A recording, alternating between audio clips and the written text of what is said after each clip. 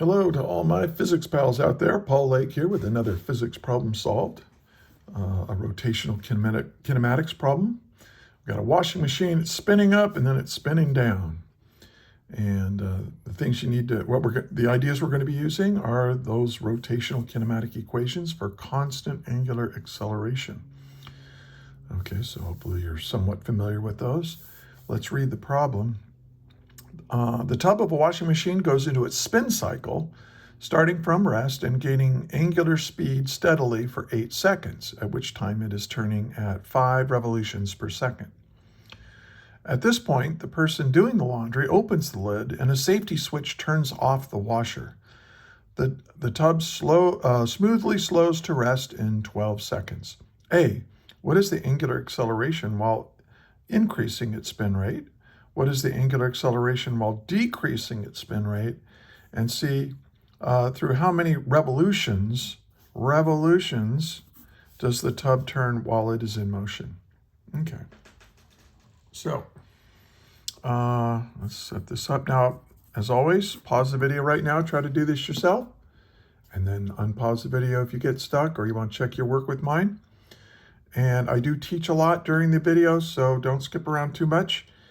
And hey, yeah, let's get started. So here's my tub, just the tub that's in our washing machine. You know, obviously there's a big washing machine with controls and all, but we're just looking at the tub. It's probably got some kind of agitator in here in the middle, but it spins, right? When it goes through its spin cycle, it's trying to get rid of all the water. So it spins around a central axis. And for the first part, it starts from rest, starting from rest. Always look for that. So that means, now it's got two parts, doesn't it? It's got a part where it speeds up. I'm going to call that part one. And then it's got a part where it spins down or slows down its spin. I'm going to call that part two. So this is a two-part problem. You have two different angular accelerations, so you have to be very careful about how you use the kinematic equations for that. All right, so this is the initial angular velocity for the first part. It's equal to 0. The final angular velocity for the first part is 5 revolutions per second. And it took 8 seconds for it to reach that speed. So this is part one.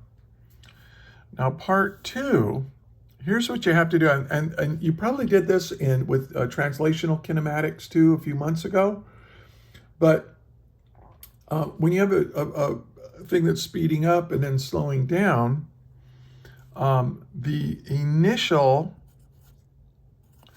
angular velocity for the second part of the problem is just the final angular velocity for the first part of the problem. Right? Because it spins up to the speed, and then once it reaches that 5 revolutions per second, it's going to start slowing down. So the final velocity for it speeding up is equal to the initial velocity, angular velocity, for it slowing down. Hope that's clear. So we can say that the initial angular velocity for the second part of the problem is equal to the final angular velocity for the first part, which is 5 revolutions per second. And then the final angular velocity, it slows to a stop, right?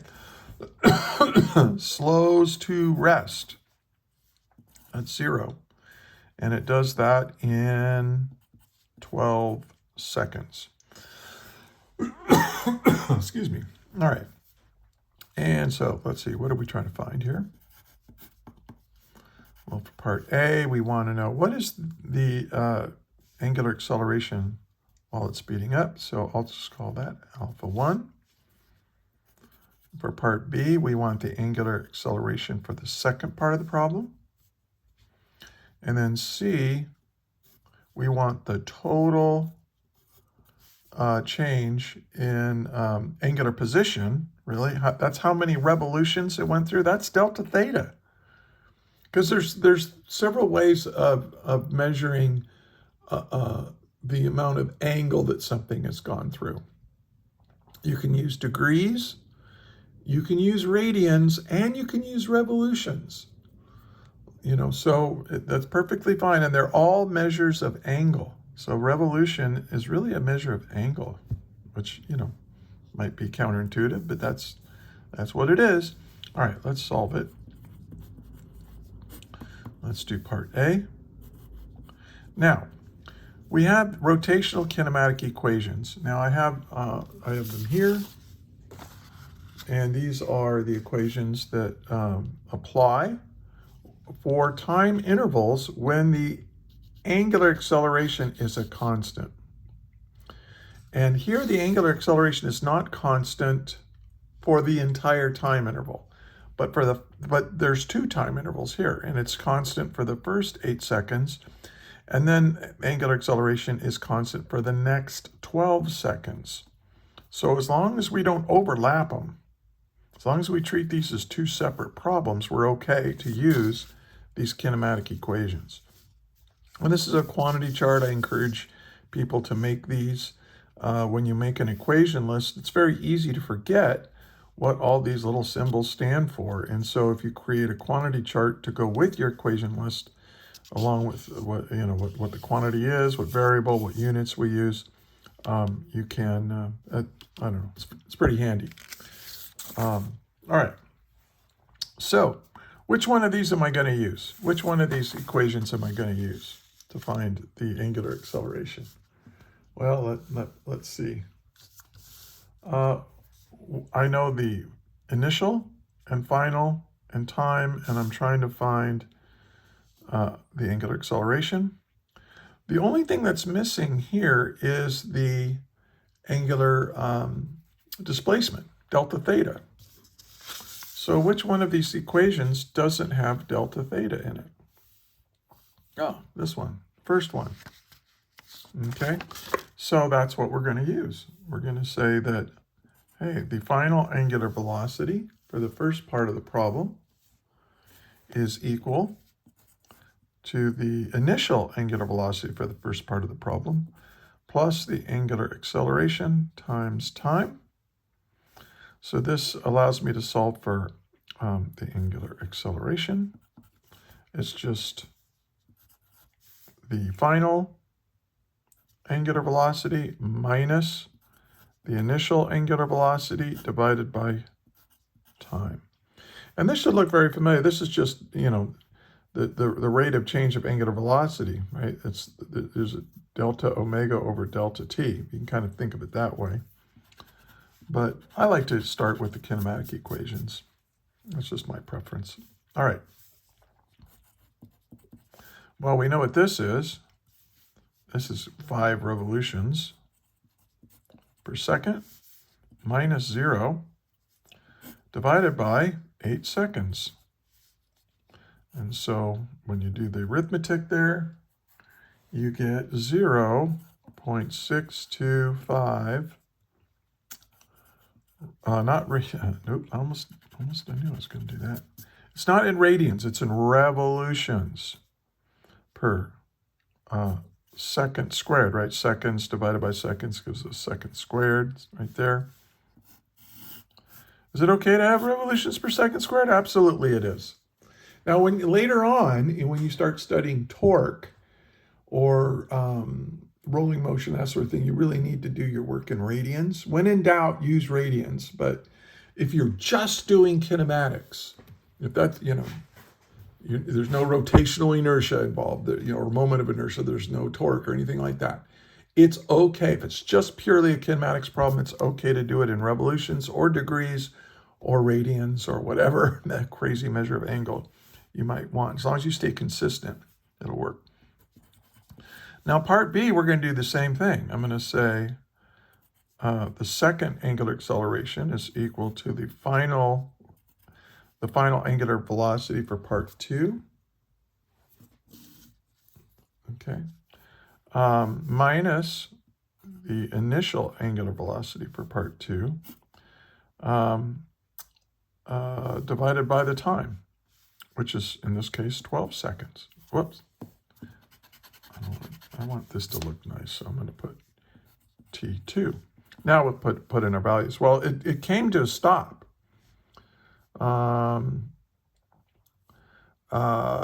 Right, what did it switch on? The tub smoothly slows to rest in 12 seconds. So it came to a stop. So this is 0 minus, and then it had 5 revolutions per second. But now it took 12 seconds for it to make this change in angular velocity. And so when we plug those in, we'll get our second answer. The angular acceleration for the second part of the problem, which is just 5 divided by 12, but it's negative, so it's negative 0.417 revolutions per second squared. And there's our right answer. Hey, are you finding this helpful? If so, please like, share, and subscribe. Share it with your teacher, share it with your friends. Look in the description if you need a physics tutor. There's a link on how to get in touch with me. I also do physics tutoring. And links to other worksheets and problems and videos that I've made. There are a few teachers using my stuff. I really love that. So share this with your teacher. And yeah, and thank you. Anyway, enough crass commercialism. Through how many revolutions does the tub turn while it's in motion? Okay, so we've got this thing in 2 parts, right? And so the total number of revolutions is going to be equal to the total number of revolutions it made in the first part while it was spinning up, plus how many times it rotated while it was slowing down. Okay. And so let's figure it out. Now, what do I know? I don't want to use these answers right here. I don't want to use angular acceleration to figure out what these angular displacements are, because what if I made a mistake? I don't want to carry that mistake forward. So let's look at my list of kinematic equations, and what doesn't have angular acceleration? Well, there's angular acceleration, oh, this one right here. So I'm going to use this one to figure out. So delta theta 1 equals the final angular velocity plus the initial angular velocity divided by 2 times time. See, this is my average angular velocity during that first time interval. So an average velocity times time gives me an angular displacement. Okay. So this is all right. So now my final angular velocity was 5 revolutions per second minus, now this was started from rest, right? And then plus. And then we're going to divide by 2. And then we're going to multiply by 8 seconds, right? Because that T1 was 8 seconds. Well, 8 divided by 2 is 4. 4 times 5 is 20. So this is 20 revolutions. Now, in the second one, we're just going to do the same thing. Only now we're doing it for the second part of the problem. So it ends at rest, but it started with a speed of 5 revolutions per second. We're going to divide that by 2. So this is the same as above here, but now it took 12 seconds. So since it took more time to spin down, it had a lower angular acceleration, at least towards back, it's going to go through more rotations. And when you do this, well, let's see, 12 divided by 2 is 6. 6 times 5 is 30. So this is going to be 30 revolutions.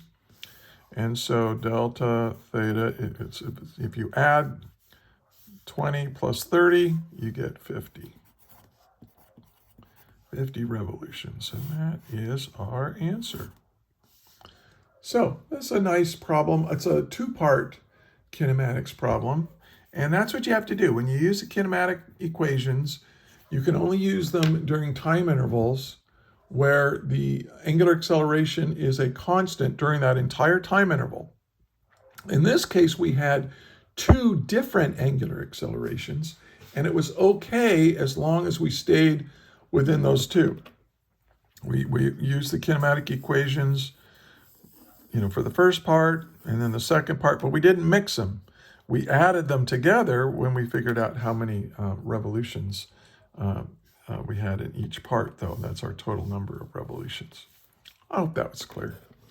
Hey, if you made it this far in the video, thank you so much for watching.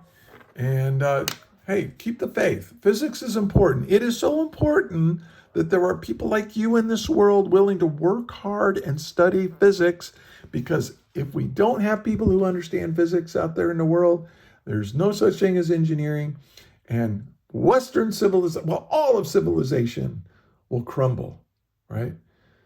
You're saving the world by studying physics. You really are. So until the next video, I thank you, and may the net force be with you always. That is all.